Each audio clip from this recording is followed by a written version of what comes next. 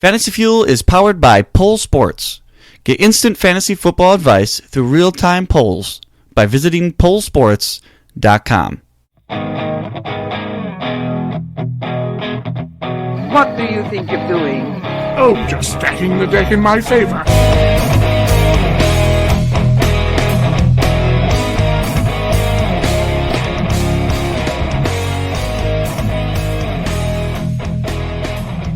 Welcome to another episode of Fantasy Fuel Stacking the Deck. I am Tom Tuttle, and today we're going to stack the deck for the NFC East. That's right, the NFC East, which consists of the Eagles, the Cowboys, the Giants, and the Redskins. So let's just go through the players that I deem relevant enough to have a possibility of starting in this stacking the deck lineup. You got Wentz, you got Howard, you got Sanders, Jeffrey, Aguilar, Ertz already said Wentz. That's for the Eagles. And then you got Dak Prescott, Zeke, Amari Cooper, Randall Cobb, Gallup, Jason Witten. That's for the Cowboys. And for the Giants, you got Daniel Jones, you got Wayne Gallman, you got Golden Tate now. And then you got Sterling Shepard and Evan Ingram. For the Redskins, there's just not a whole lot, really. Terry McLaurin would probably be the only one that I would consider, but he's kind of banged up with that hammy, so you don't really know about him. And you're definitely not going to start Haskins or Keenum or McCoy, depending on who they start.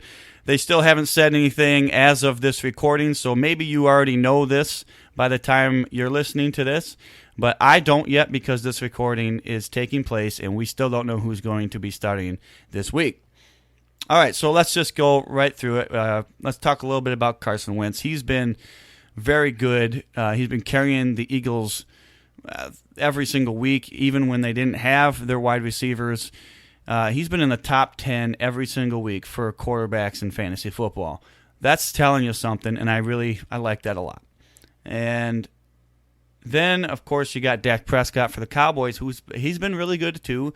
Last week, he was not good. And I think that might continue to be a not-so-good trend because the Green Bay Packers are pretty good against the pass. Now, Carson Wentz did pretty well against them as well, but I think Dak Prescott's going to really have to step it up this week to make himself fantasy relevant. I don't think he's going to be as bad as last week. I really don't. But I think that he needs a little more help out of some of his players to get there. And I just don't know if it's going to happen against the Packers this week. And then, of course, you got Daniel Jones. I'm not going to be starting him. There's no doubt about it in my mind. So it's between Wentz and Dak Prescott because I'm not starting whoever's starting on the Redskins this week. And then you got Jordan Howard and you got Sanders as well. Now, Howard has 186 yards for the season right now, which is an average of 4.7 yards per carry, which is pretty good. He's got 3 touchdowns rushing. He's got a touchdown receiving as well. You want to talk about receiving? He's got 6 receptions for 47 yards. And then you got Sanders, who has 178 yards rushing, 4 yards per carry, 6 receptions as well for 84 yards. Now, fantasy relevancy is more towards Howard because he's got them touchdowns and he has produced a little more when he's gotten the carries. Now, I've been saying this for a few weeks. I do expect Sanders to overtake that role from Howard at some point, but right now the goal line work is Howard, so you have to pay attention to that. And then you got Zeke, of course, for running backs. Zeke is obviously a start. There's no question about that. He has been just as good as he's always been. He's not been 100% like he was last year or even the year before, but he has been solid, and there's no question that you're going to start him. Okay, he's a start every single week. And then you got Wayne Gallman, who last week was really his first week of playing after Barkley got hurt, and so now we get to see a little more of Gallman. And Gallman last week had 63 yards, 1 touchdown. He had 6 receptions for 55 yards, and he had another touchdown there. So that's actually a really good start for Gallman's little mini career here, and I think he's got a chance to do something again this next week. It's going to be a little bit more difficult because he's going against the Vikings, who are the second best team against the run. So maybe you're considering a possibility of not starting him in this stack of the lineup, and maybe you go with one of the Eagles guys, like maybe Howard, because he's getting some of them touchdowns. But I have to believe that Wayne Gallman is going to go out there and do everything he can to help this team not only win, but be productive, because he wants to make a statement that it's not just Barkley. It can be him as well. And I think he will do a fine job. And then you got the wide receivers. You got Jeffrey, all right, who's obviously the one guy on the Eagles as far as receivers go that I'm going to want to have. And then Aguilar. That was a disappointment last week where he got you no fantasy points. I didn't think that was going to happen. It might be a little bit different of a story because he's going against the Jets. The Jets are not so good against the pass until you get to the safeties. And then you got Amari Cooper for the Cowboys. He's been solid. He's got 21 receptions, 286 yards, and 4 touchdowns. So that's actually something you have to look at. There's no doubt about that. But you do have to remember the Packers are a pretty decent passing defense, so you have to consider that as well. But I don't think there's any way you're not going to start Amari Cooper right now. He's been solid. Now, do you see Randall Cobb and you think, boy, is this like a little revenge match for him? I don't think so. I don't think he's going to go up and say, I gotta take it to the Packers because I was on that team. No, I don't think he's thinking that, but I do think he could have a chance for a pretty solid game. Now, Michael Gallup doesn't look like he's going to play, but he hasn't been ruled out completely yet. So that knee injury, something you have to look at. I'm not going to start him because it's just too much of a question mark. I don't think he's going to play anyway. Jason Witten. Wait. We're still on the wide receivers. Let's go to Golden Tate. What do you think Golden Tate's going to do this week? I think he'll be solid, but I don't want to risk it. I don't want to start him if I have another or a better option. So I'm going to hold that to the side and just wait until I see something out of Golden Tate, who I really think could have a pretty good year this year with Daniel Jones under center. There could be a connection there, but we have to kind of wait and see. And then we got Sterling Shepard, who's been really quite good. He's got 20 receptions so far in the year, 218 yards, and he's got a touchdown. But I do think Golden Tate coming into the picture takes a little bit away from him, so I'm not 100% sure I'm willing to start him right now either. And then you got Terry McLaurin, which I would love to start, but this hamstring injury for him is just worrisome, and I don't know if he's going to play this next week. I think he might, but you gotta pay attention. Hamstrings, like I've said so many times, are the worst injuries because they are nagging, and it sucks. Absolutely sucks to have a fantasy player who has a hamstring injury because it comes up every single week.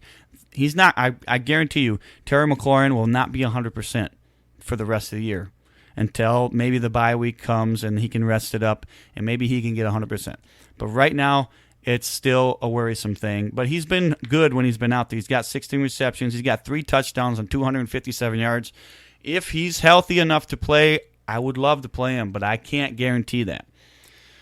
And then you got the tight ends. You got Zach Ertz, of course. He's got 24 receptions, 255 yards, and 0 touchdowns. Now, that 0 touchdowns, what's going on there? He had a lot of touchdowns last year, but this year, not so much. Do you think he breaks through and gets a touchdown this year against the Jets? Normally, people are probably going to think, oh, against the Jets? Yeah, of course.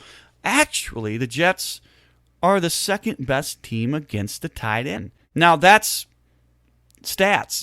That's not something you can always write home about because they haven't been good against the wide receivers. So why would any other team go say, hey, we got to get the tight end involved? We don't have to because the wide receivers are usually doing most of the work because the Jets aren't that good against them. So that stat could be a little skewed.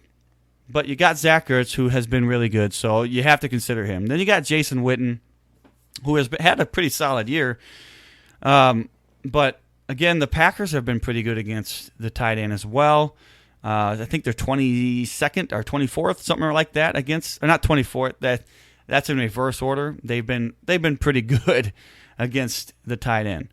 So I like Witten for what he's given you so far. He's given you 2 touchdowns, 14 receptions, 144 yards. That's nice.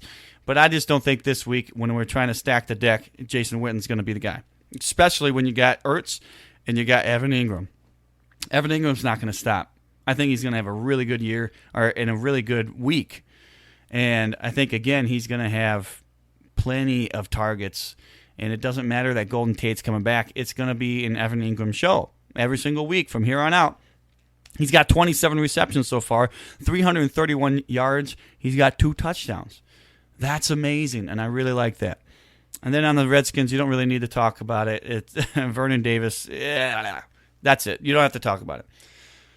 And then you got your flex position. Well, let's just run down through what I think we should be starting right now. We should be starting probably. I'm going with Carson Wentz over Dak Prescott. I just think that Dak's going to have a little bit cut out for him against the Packers. And I don't think Carson Wentz is going to have any problems against the New York Jets. He's going to be throwing to Jeffrey. He's going to probably throw to Ertz a few times. Aguilar, I expect him not to get absolutely nothing this week. I think he's going to have a fairly solid week. So I'm going with Carson Wentz. It's just a better matchup. I really do think he's going to have a successful week this week.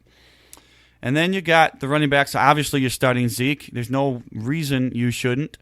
And then you got maybe Wayne Gallman, or maybe, again, you go with Howard because he's had some touchdowns. But I think Gallman's probably a little bit better of a play to me, even though he's going against the Vikings' run defense, who has been really good.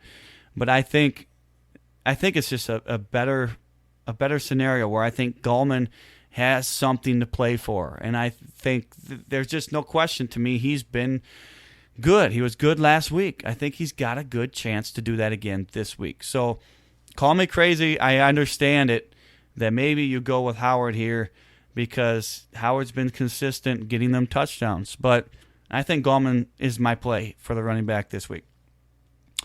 Then you got to go to the wide receivers. And who are you going to start? You're going to start Cooper, I think. I think you pretty much have to start him. He's been too consistent. I think that it's going to be difficult a little bit because the Packers defense should be pretty good.